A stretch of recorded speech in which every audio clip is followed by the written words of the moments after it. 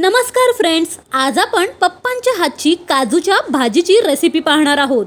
कोकणातले ओले काजू म्हणजे टेस्टच भारी। मुंबईत देखील सीझन वाईज विकत मिळतातच। ओले काजू आईने 5 मिनिटे बॉईल करून घेतले म्हणजे काजूची साले अलगदरित्या काढता येतील।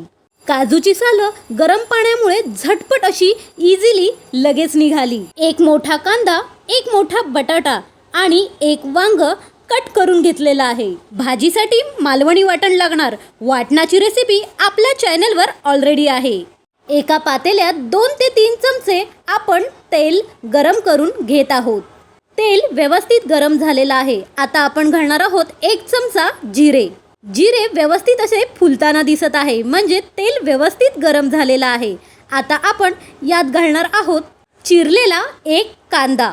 2 मिनिटे कांदा गुलाबी आणि मऊ होईपर्यंत तुम्हाला परतवून घ्यायचा आहे। कांदा व्यवस्थित मऊसूत झाल्यानंतर आपण त्यात खातूनचा मालवणी मसाला 1 किंवा 2 चमचे घालून घेणार आहोत। 2 चमचे मसाला घालून झाल्यानंतर आपण 1 चमचा हिंग घालणार आहोत आणि त्यानंतर 1 चमचा खातूनची औषधी हळद घालून घेणार आहोत। हळद आणि मसाला अगोदर घालण्याचे कारण म्हणजे एक्स्ट्रा तेल सुटतं।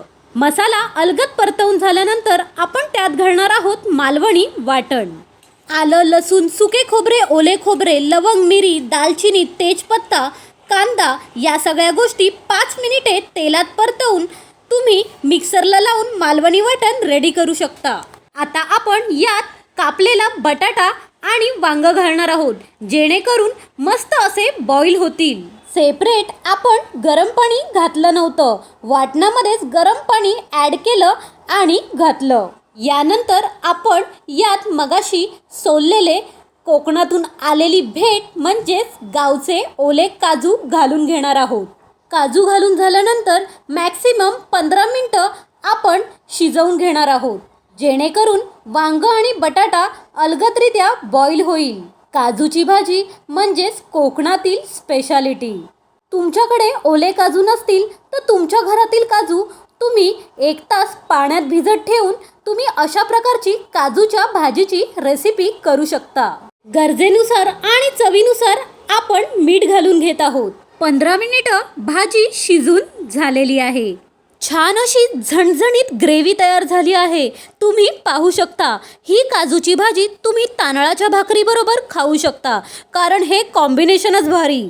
आणि भात डाळ, पिठलं भात याबरोबर देखील काजूची भाजी अप्रतिम लागते। गार्निशिंगसाठी कोथिंबीर ॲड केलेली आहे। मग तुम्ही कधी करताय कोकणी पद्धतीची पप्पांच्या हातची रेसिपी म्हणजेच काजूची भाजी? तर लाईक आणि सबस्क्राईब करायला विसरू नका।